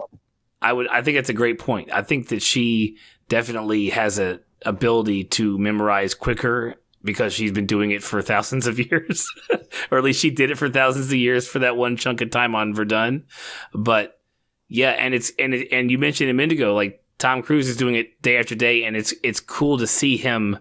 He gets frustrated with her while they're doing that scene over and over again of them trying to get her off the beach alive and get off the beach at the end. Like, you can see there's a few times where he's getting like frustrated, and she's like, you got to be more specific. You can't just tell me duck left, turn right. I'm not there. I haven't done this 400 times. You have. Yeah. And to give her credit, the best thing she ever did, and it's more to split the movie into, you know, that 3-act structure, but she only focused on training for the first, like, when she first found out about Tom and he comes to see her every morning and she goes, "Who the fuck said you could talk to me?" He says, "I'm you and Verdun." And she goes, "Oh shit." And she runs him away and she grabs Dr. Carter, Noah Taylor's character, on the way out. Like, every morning that happens, she only focused on training. You're going to train today. At the end of the day, I'm going to fucking shoot you, and you're going to do training. And she trained him and trained him and trained him for however long it took him to become as good as her. And then also, when he got the first, like, she also was waiting for him to get that first premonition, like, where the Omega is. They knew it was coming. It happens over a certain number of resets, but she doesn't know when it is. He doesn't either. So as soon as he sees the Omega, she's okay. We're done training. Now it's time for the beach. So they're back on the beach, and then they do the whole beach thing, and then we're off the beach. We're going to this. She gets the helicopter that she never makes it out of. He gets to the dam anyways. It's a trap. He dies, and then it's like, okay, the dam was a fucking failure. Back to square one. Like, where is this thing? And that's when the whole hatches the last part of the plot for we got it. Dr. Taylor made this thing, and they fired him and put him down in the welding armor. You're only like a fucking genius, but you're welding armor. Yeah. Oh my God. Our super scientist that our military was paying for that came up with an idea that would probably stop the bad guy. Wait for it now, people. Didn't fully fund it secretly and or publicly to go test it out. They said no. Throw him away in the loony bin. The guy's fucking crazy, right? Like, your aliens are already on the ground, homie. Like, try anything. You're gonna try anything at this fucking point. Like, this dude wouldn't have just been tossed to the side. Like, his problem was, and they do kind of throw in your key element of why you go, well, you couldn't get it to work, so you must be crazy, right? Like, because nobody else in the world would have teamed up with him and said, oh, we're 99.9% there, man. Like, let's just try it. Because apparently he was never given permission for trials or whatever the fuck it was, right? Like, it was some of the most like litigated response that you just feel at that time, if that shit was going down, would have never happened. Like, some human would have volunteered at that point because they had lost all of their family to these fucking things. Would have been like, dude, let me know. Like, you jamming into an alpha. Yeah. Like, I have no reason to fucking be here anymore. Throw me out there. Let me go stab one of these fucking things. Right. Yeah. And I guess what doesn't add up is if you think he's crazy and his invention is not going to work, why is that shit in a safe 10 paces from your desk? Main general of the entire army. Yeah, like you knew that shit was something. Yeah, if it doesn't work, but it is so important that it needs to be right there. 4 feet from you at all given fucking times behind some just safe on the wall. Yeah. And what I'm gonna have to look up the manga now. Like, I'm not gonna do it during the podcast, but the manga is called All You Need Is Kill. But I wonder if it's kind of but written in like more of a comedic satire, and like the general is actually, kind of goofy, kind of like I actually don't think that the jab in the leg type plot is even part of the manga. Sorry. Yeah, that may just be a plot element for the movie. Okay, but what I'm saying is, like, if the general's actually written kind of dumb, you know what I'm saying? Like, he's just, every time they talk to him, like, he's just always one of those like answers. So when you read him, you're always just like, you fucking stubborn motherfucker, right? Or something like that. And like Tank Girl, like, I don't know if you've seen any like Tank Girl comics, or like even how the movie was, like, it's just almost kind of over the top. But when they made the American version of this movie, like, the over the topness was taken out, and so then it kind of left these like dead characters. Because like, if you came in and like Tom Cruise like kicked the door, and then like fucking Gleason's like general just instantly started like going like over the top like commish, and they like rewound that 100 fucking times, like, then you would have got the idea or whatever. But if they took that away, because in the manga or whatever, maybe he was drawn fucking red and his jaw was on the floor and he was like flushed out screaming or something like that, right? But if you don't act it that way or animate it in that way or see it in that way, it's just what you got. So I'm kind of wondering now if it was, I need to see how it was actually like written and drawn, if because some of the stuff that happens, is real heartfelt and you're supposed to feel it, but like we pointed out, there's a lot of just kind of funny ass comedy in the movie. Like, I laughed way more in this movie than I thought I was going to, right? Like, because he dies and repeats, so I was really kind of just expecting it to be a little more gut wrenching than it was most of the time. Well, there's a few times I was just fucking laughing in this film. Like, well, that's good, because Tom Cruise did that on purpose. He wanted. I read it, the behind the scenes stuff. He wanted to make sure that the deaths were both gruesome but also funny. So you've got like broken back and he's joking about his lips, or like, no, I'm like, I like what like he's in the training floor, like he's crawling away from her. He's like, no, I'm fine. It's just my leg. I'll be good. He's like crawling away from her to get, and like everything. And the best part is, it's because he just doesn't feel like getting shot. Yeah, because you have to feel it. Yeah, it's like, but I'm trying to like describe it for like you or I, right? Like when one of your children is done something, just like a song, and you just want it to go away, and you're just like, I will do anything not to hear this song. Like he was basically at that point like, I'm just so tired of being fucking shot in the head. It's a broken leg. I'm good. Like we'll keep going. I'm just don't shoot me in the head anymore. Don't play that fucking song, please, God, don't. Yeah, and then like to the times where at the end they're in the farmhouse and he's and she's like, I'm just gonna, when she realizes that like he knows how many sugars she takes in her coffee, and she realizes they've had a lot of conversations that were just like passing the time, personal conversations, and she's she's like, I'm just gonna shoot you. He's like, no, wait. He's like, we don't have to.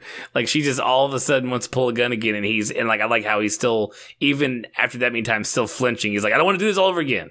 We can get there. Well, the cool thing about that is like, again, it's still him like, fuck, I don't want to get shot, but it's also her realizing that he's done this. Like, how many times has he just come here and had a night with her, or made dinner and then just shot himself because he can't figure it out? And each time it's like a date for him. He's like, we made it to this, and I think she caught that. It was like, you're getting, because you're stuck, you're getting complacent. You're not trying anymore. You're trying to find the best scenario in this shitty little hole that you're in. Yeah. Like, keep on walking through that fire, brother. Yeah, right. You gotta keep on trudging, even though it's been 10 years or 20 years. And that, and as we get off the beach and we're at the farmhouse and this whole scene's going on, and you realize that he's done this over and over and over, and he's fallen in love with her because, and you also see a couple scenes before where, she dies on the battlefield. And so of course he now needs to like off himself. Right. And they do a subtle way of, instead of just seeing her die this time, and it repeats because you see his ass waking up again. Like you understand that they're joined at the hip now, but they do it one time where he dies, and then she dies, and then maybe she dies, but then all of a sudden you see Tom Cruise for that split second before it flashes, looking back at her, right, realizing that, oh shit, like how many times has he just watched her die, like right here? Like, goddamn, like how hard would that? And like, because a lot of the times you just see one of them, and then they just kind of slowly throw this little dagger because you're kind of caught up in just the action, right? That makes you slow down and think real quick and go, I don't think I would want to watch even a stranger that I just met, but I've now spent 800 days with consecutively, and I have personally learned about die over and over and over and over again. But it's also like makes you think, go, what if I actually took the time to know somebody? Would I still feel the shitty, terrible things I feel for them now, or would my tune change? Right? Like, it's crazy. It's just like there's I don't know why I ever said this could have been a short podcast. There's like the story of this, it can be incredibly nuanced in any way you want to take it, because you don't know how many times, like, he just said, fuck it, like, I'm going left today for a while, like, and just literally took a break. Well, there's one time we do see where he just escapes and just drives into London, sits at a pub, has a beer, and he actually gets to see, like, it helps him later on because he sees exactly what happens when they went on the beach. Is they're going to attack London. They're going to do a sea invasion and attack, London's next anyways. So, and he dies there and resets. So, yeah, I mean, you're right. And we only saw one of those. There had to be numerous of those where it's like, I'm not doing it today. Like, I'm going to go do this. I'm going to do this. I'm going to have a beer. There's probably an entire another movie like where he decided to go do some messed up shit just because but if you've been doing this for years and years and years and the day doesn't matter to you, like, I can see the human brain, like, I mean, you're doing some fucked up shit. Like how many breakdowns did he have just walking in where he killed J Squad? Yeah. Like, because he just was like, I'm tired of seeing your fucking card game for the 9,000th time. Right. Yeah. Okay, so let's talk about the end of this movie and the internet turmoil that it caused for like 2 or 3 weeks after it was released, because people were trying to freak out about what happened at the end and why the day reset back to earlier.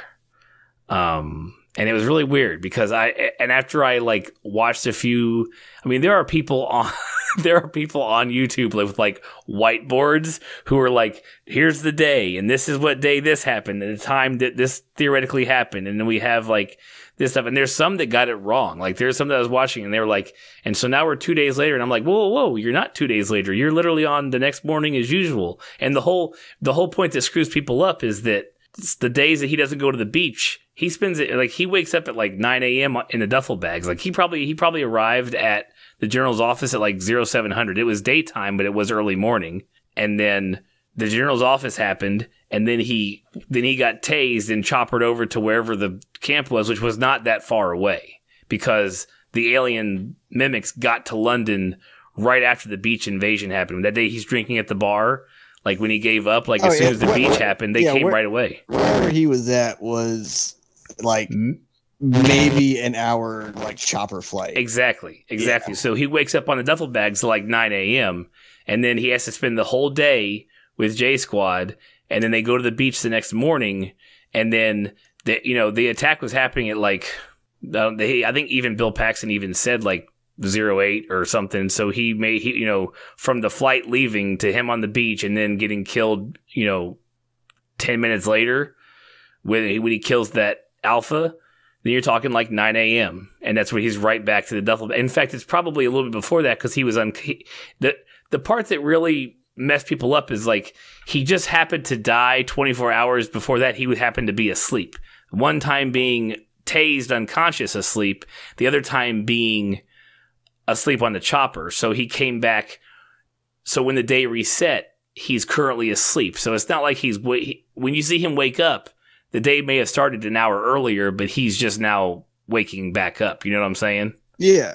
So like what's messing people up is they're like, well, I guess I would like to have seen what would happen when the day resets if 24 hours earlier you were awake, because we never got to see that. We got to see like he was asleep, so it was always like that, and it was more of the joke because Tom Cruise got to wake up like grabbing at his head or freaking out because of one thing or another the way he died. But it was more important that it would have made more sense if you saw him like loop back right into the middle of a conversation. That'd have been cool. Like if it had been while he was conscious, that 24-hour reset. You know what I mean? Yeah. I think just for writing and like filming, well, maybe not as much for writing purposes, because writing you could make that happen. But I feel like for filming purposes, it almost makes it just too much of an annoyance, because you would have to start with them like right in the middle like, you know what I'm saying? Like, right.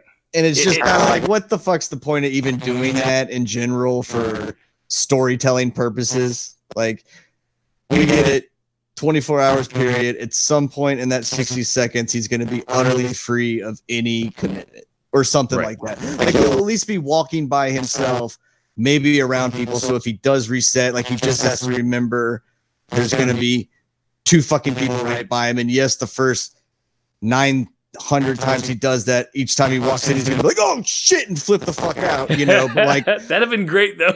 Yeah. But like on the 1,000th time, he's just gonna pick up with the flow of walking. Like he's just that, it's gonna be there. But I think this one's a little more better because he's basically like repeating a fucking Monday Like the movie gives you a very Monday vibe to it with the end of the world thrown on it. And so the fact that he's like waking up to some guy not knowing who the fuck he is and wanting to know why the fuck he's on his goddamn airport runway in his base, you know, dressed like an officer, and the guy kicking that is hilarious in general. But I also think it adds a little like, hey, high five to the military folks. How many guys would you love to go over there and just swat the shit out of that officer's bag? You know, especially all the guys that he's going to. We're definitely like, oh, we got a fucking officer in here, boys. You know, like right. So let's go over the last, and just real. I mean, I'm talking real quick. The last full day, the day that it's all over. So just so everybody realizes what happened, so that you're not confused. He wakes up in the duffel bags. He escapes to her during PT. They talk. They immediately go to the office to get the Jimmy Jammy in the leg thing to the general's office. They get it. He gets the vision of where it's at. They go back to the base. Oh no, wait! They get captured. He gets a blood transfusion. His ability to reset is gone. They go back they escape. They go back to the base. They convince J Squad to go with them and not go on the beach the next morning. The beach run we've all seen a billion times. They convince J Squad to go with them. They steal a chopper. They go to the Louvre. Half J Squad gets killed just landing there.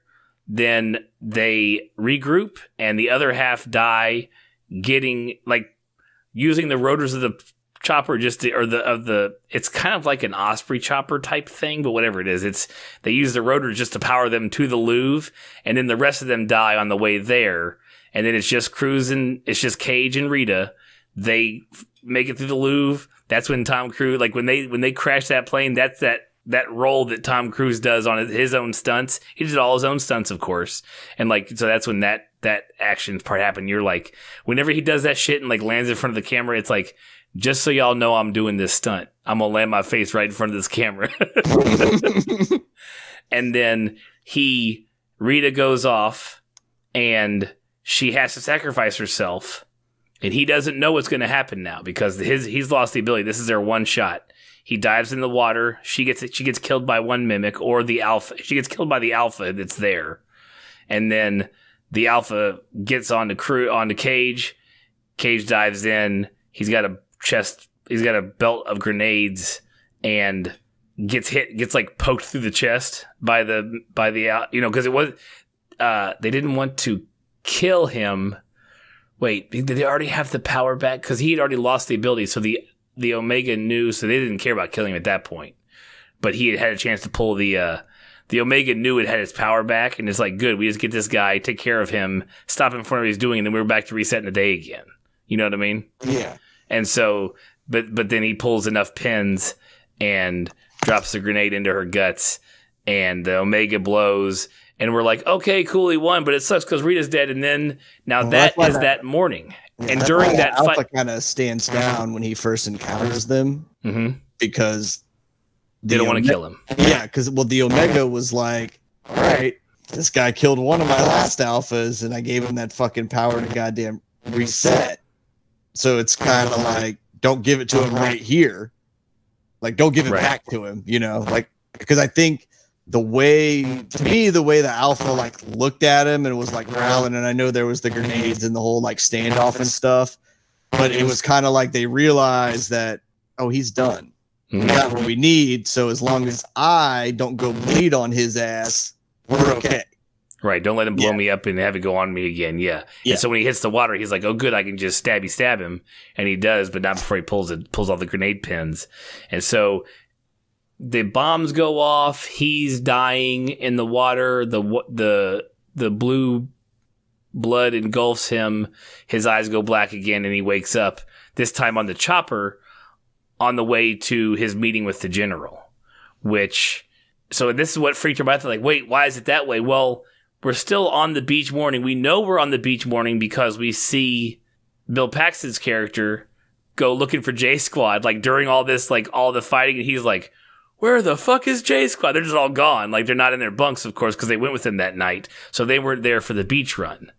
And so when Cruz goes to the meeting, so the Cruz still goes to meet with General. Now, the weird thing that freaked everybody out is that, so if it died a day later, why was the blast seen the day before, the one that the General was making the press report on, saying they detected an energy burst and now all the mimics have pretty much just laid down and aren't fighting anymore.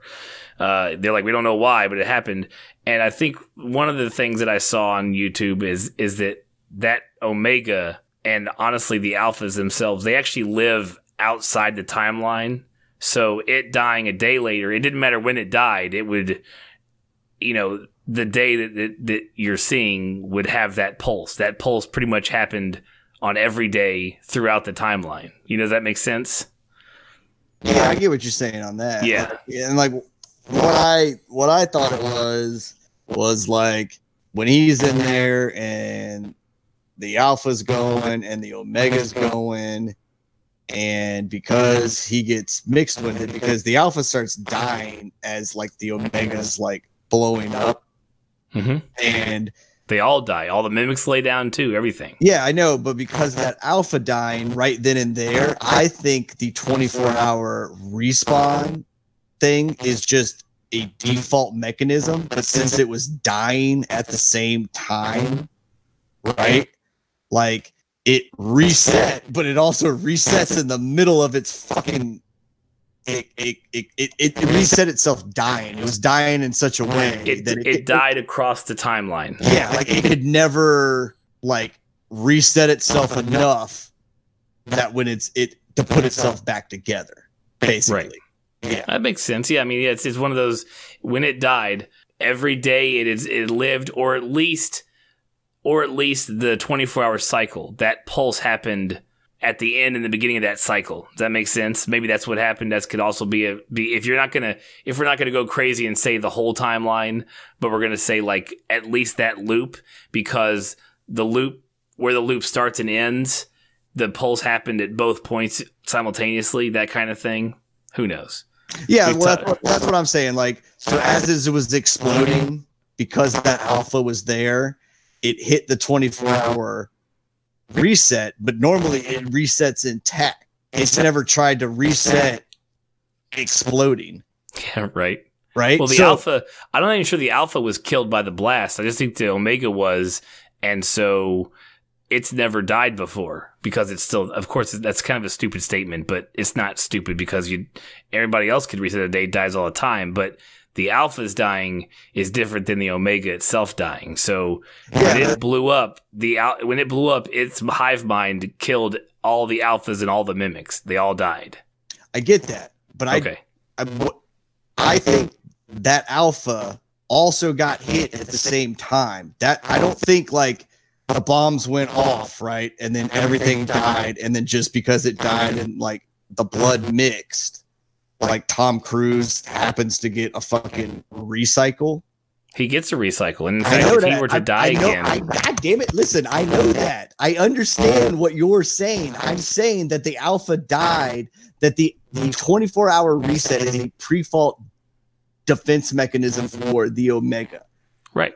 So that Alpha, I'm saying, died a split second earlier with the bombs going off. So when it kicked, to reset itself, it's always been trying to reset itself as a whole. It was blowing the fuck up. So no matter its reset, it's already exploding. Like, that's what triggered it. That's why it worked.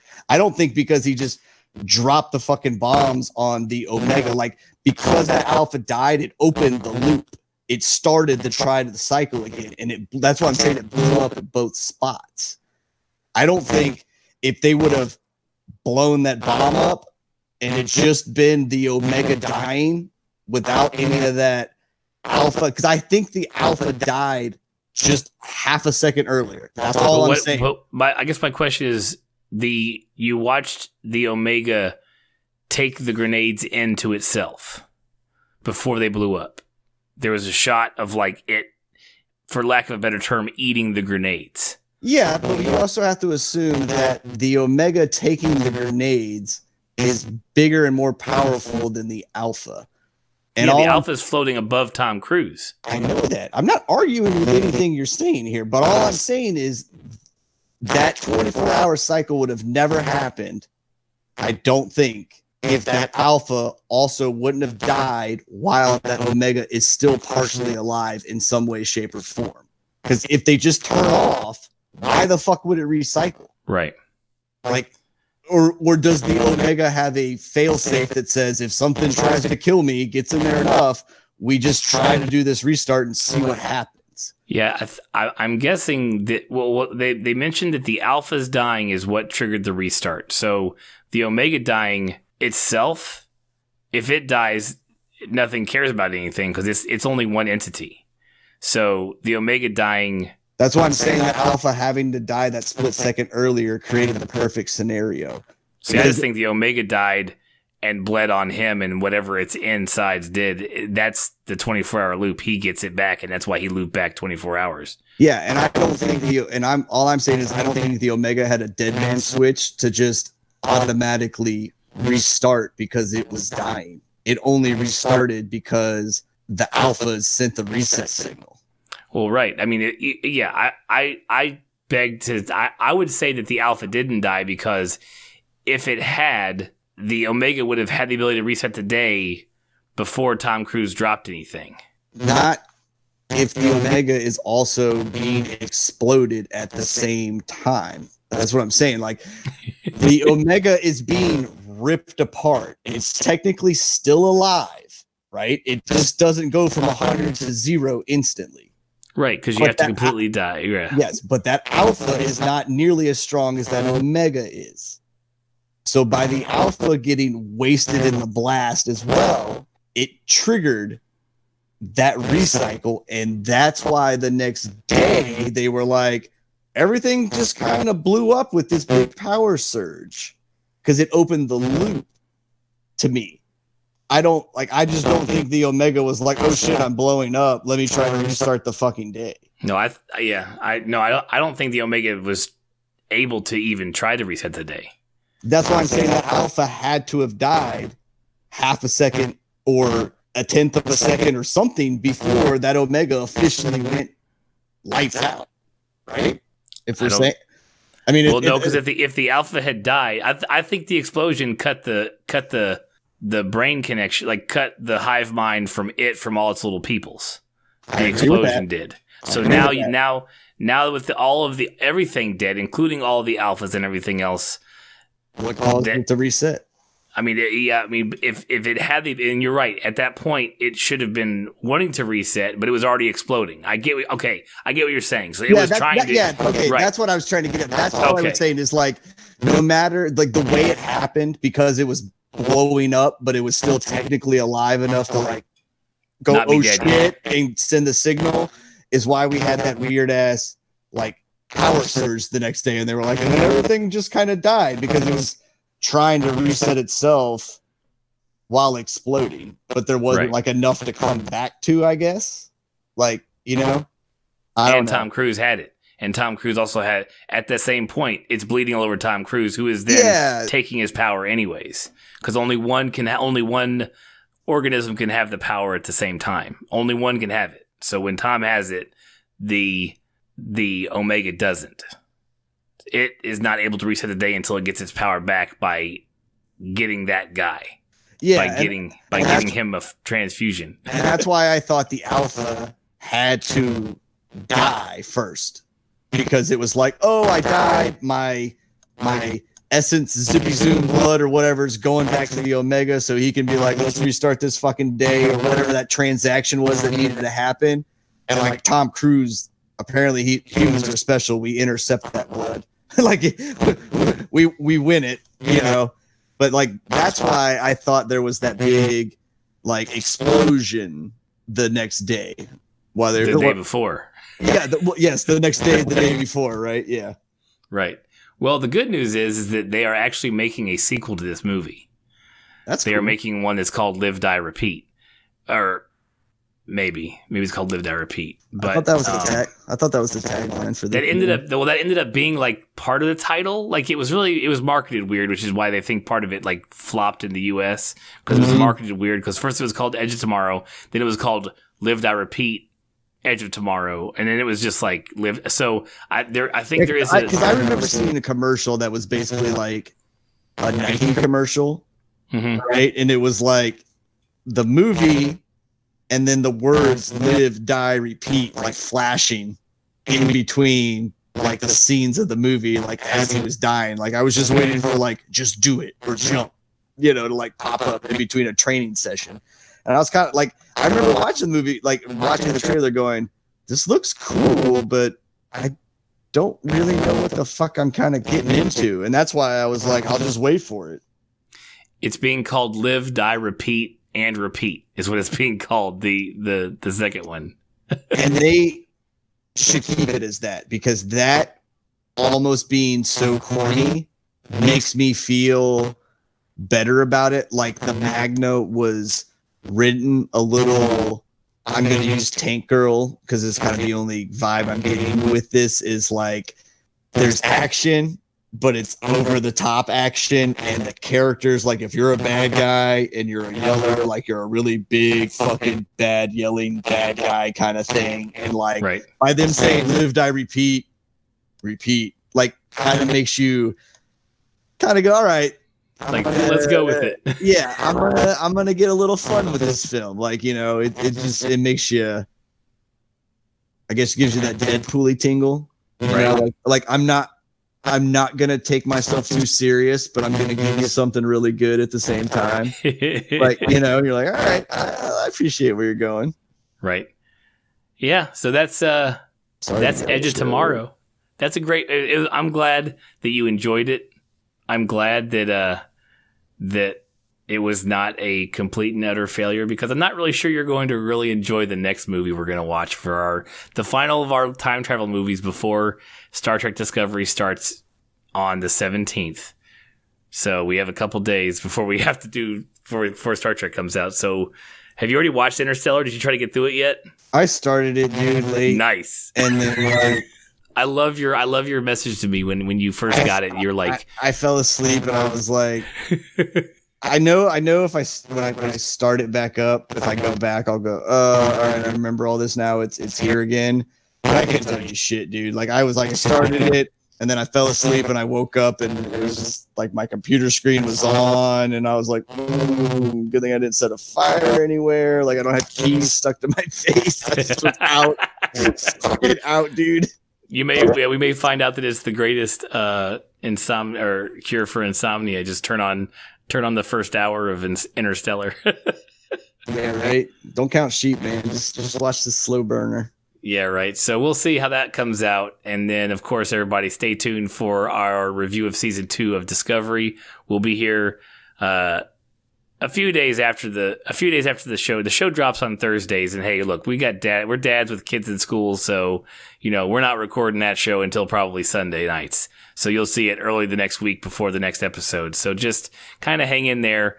Go watch all the big names who review it. Then come listen to us talk about it. Just two guys who like to talk a little Star Trek. Because the best part about it, if you did listen to last season that we reviewed, Corey is not a Trekkie. He enjoys Star Trek from time to time, but I'm the Trekkie. So it's really cool to hear differing point of views, especially for somebody who's not as indoctrinated, has decades of opinions of Star Trek built into their soul like I do. So, yeah, no, I'm pretty much like a 35-year-old blank slate.